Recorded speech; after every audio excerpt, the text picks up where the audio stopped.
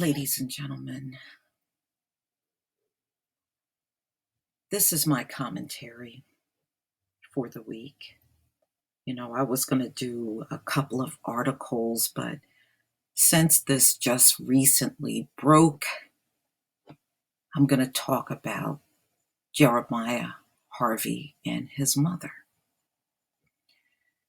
Now, less than a week ago, the media does what they do best, be extremely biased, and will only pose this question to Black people only, and that is, do you forgive? Whenever a tragedy strikes any non-Black person, that question never, ever comes into play. Only when it's us. Now, when this question was posed to him by the media, Jeremiah gave a very heartfelt and honest answer. He said, "No, I don't forgive her. She needs help." And I think he really meant that.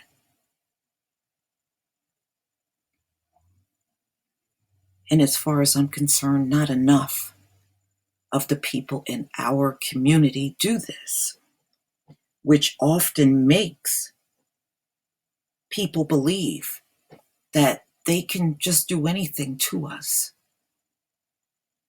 And without asking for forgiveness, they will automatically get it from these folks that are completely poisoned by something called Christianity.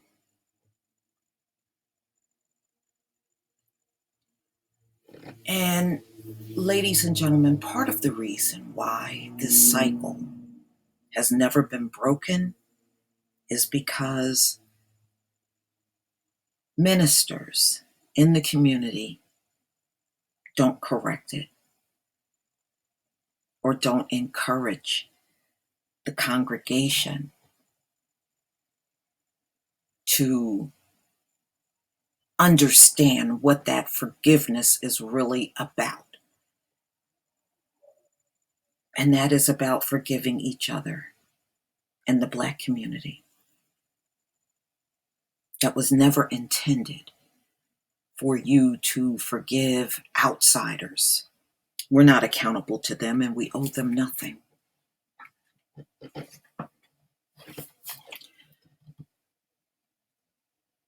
Some of these ministers do know the truth, but they won't tell the people in their congregation what forgiveness is really about. So they come out here in the world and can have some of the most heinous acts done to them. And we all feel cringeworthy each time they open their mouth and forgive. So if we wanted to cling to Christianity, then how come these Christians never go back to the 10 Commandments where it tells you you shouldn't kill? But they will go before the camera and forgive the killer of their child, the killer of their husband. But they ignore that.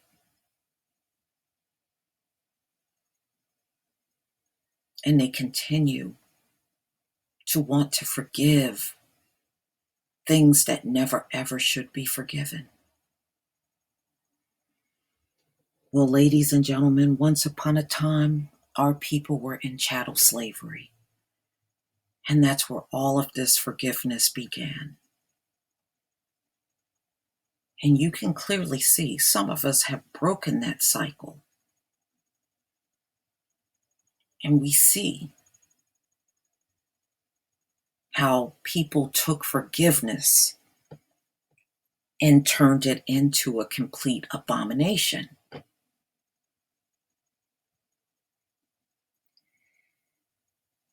And then as each generation came along, it was never corrected because our people still believe what Massa told them on that plantation still rings true today. I have come to the realization that we are never going to break this cycle in the Black community of excusing people that do things to us that are so awful. We should not even consider forgiving it.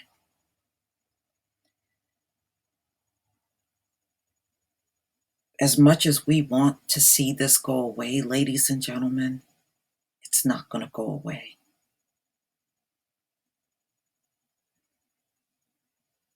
Just like we're never truly going to get a lot of the Christian teachings out of the heads of the people that have no clear understanding of what they're doing.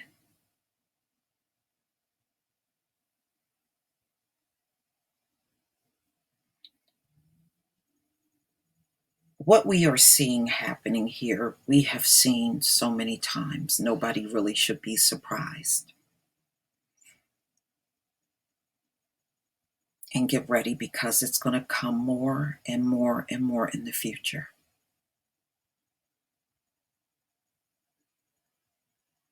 This is what Christianity has done to our people. This is the end result of it.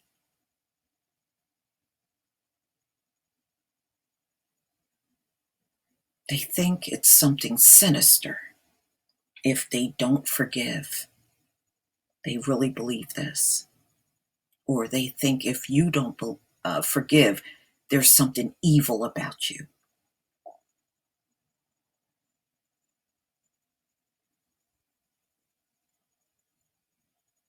Or you're just so mean. And it has nothing to do with any of those things. Many of us know when things are wrong and we're willing to step up and call those things out. And then we have those in our community that see something wrong. And in their heart, they know it's wrong. But Pastor so-and-so told them they should forgive. Pastor so-and-so should be burnt at the stake for leading you down a path of destruction.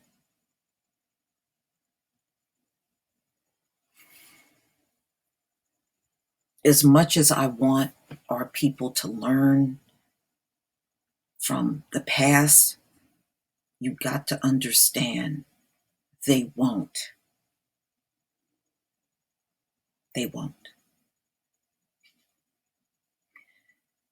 You know what happened to Jeremiah in that store,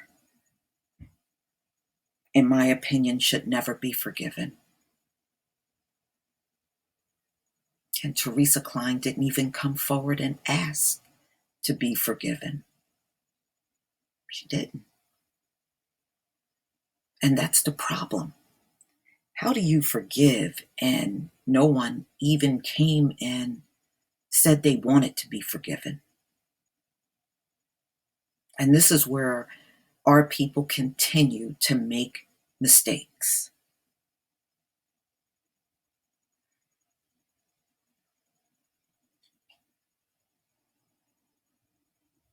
And this is why people will always look at our community and believe no matter what we do, what we have to endure from them, it will always be forgiven.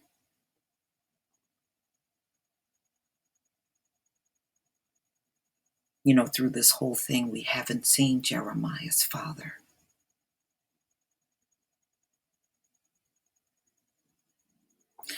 And we have not seen really any male influence around him that could guide him.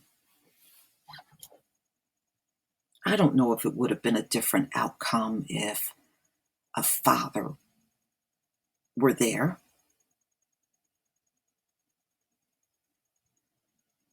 I don't know.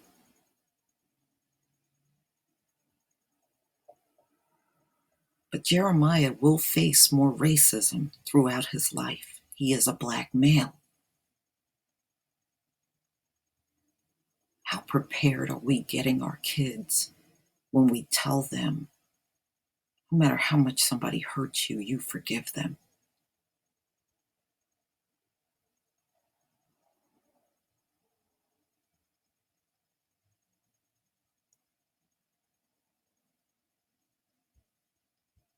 We've seen this from both the men and women. I'll never forget. It was a video I did about a year ago where this black guy was roughed up by a police officer, and he was taken into custody. And while in custody, he was talking to a reporter and said he forgave the cop for doing that to him.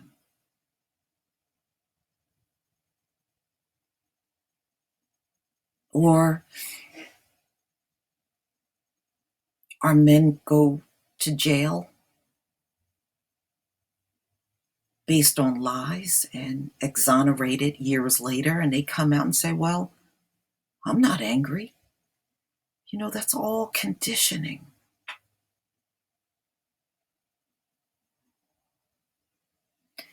We have been taught in American society that if you're black, it is wrong for you to be angry about anything.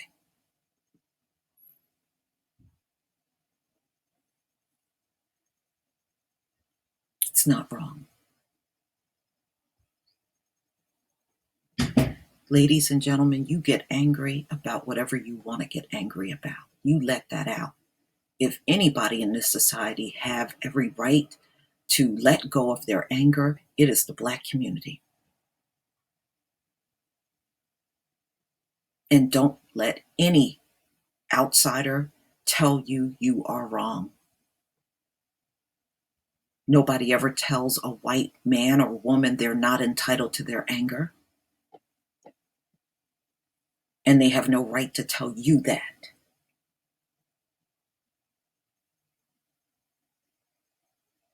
Even the Bible says the Most High is a man of war.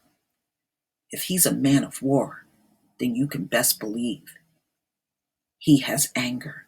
And if he has anger, then that means he gave the people that he created in his own image anger as well. So therefore, it ain't wrong.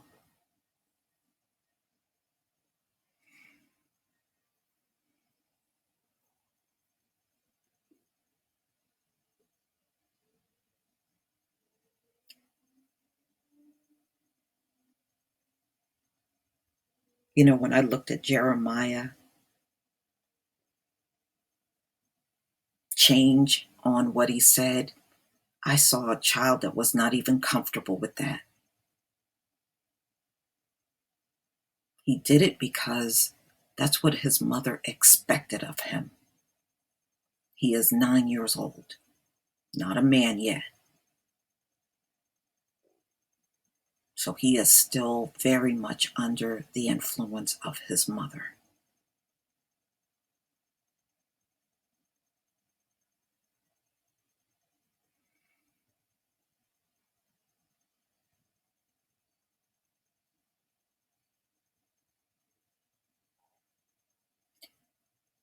There are so many things we can learn from this, ladies and gentlemen.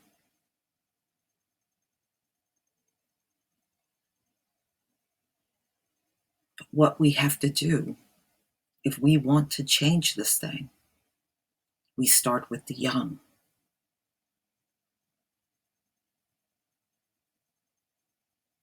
Unfortunately, the grown-ups, like Jeremiah's mother, they're not interested in changing how they feel when it comes down to forgiveness. I bet if you were to have a conversation with her, she would argue with you that she was right.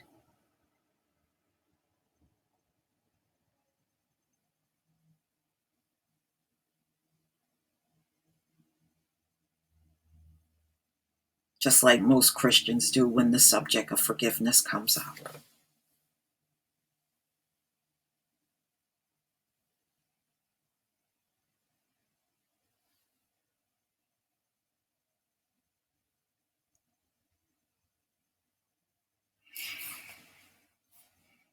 I hate these conversations because it makes us look weak.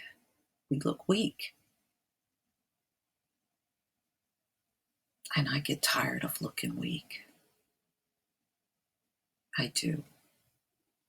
But I also understand at the same time that we have too many among us that will never let go of this thing every time something happens.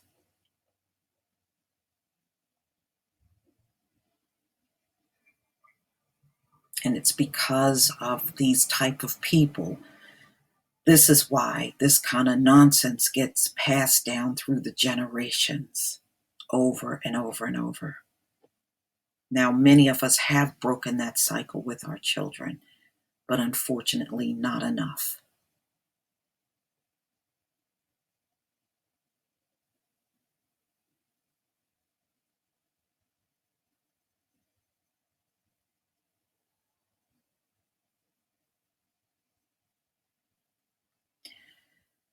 My heart goes out to this young man because it is very clear he was traumatized by this whole thing. Even when he talked about it a week later at that community meeting, he was still weeping from it. How do you get over the pain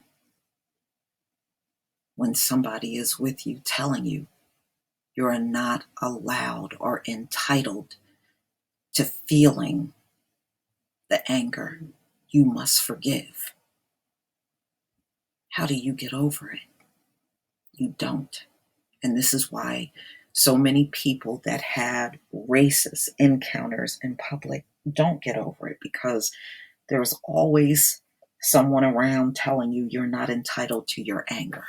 You're not entitled to feel a certain way. Or you shouldn't feel that. You should think this way. No, no. I should think as I do now. If one thing I know I don't need no one's help in how I should think. Thanks, but no thanks.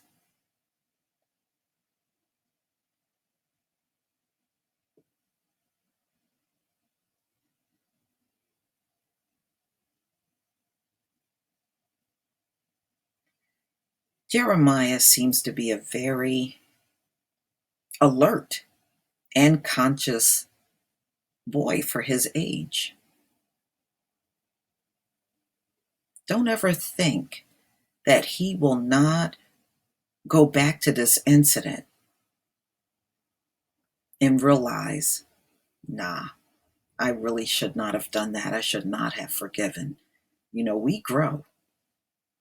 I can even think of times when my mother told me to do certain things, and I think back and I'm like, I still don't agree with that. I didn't agree with that then. I don't agree with it now. But I was a child. So I had to do what my parent told me to do, what my mother told me to do, what my father told me to do.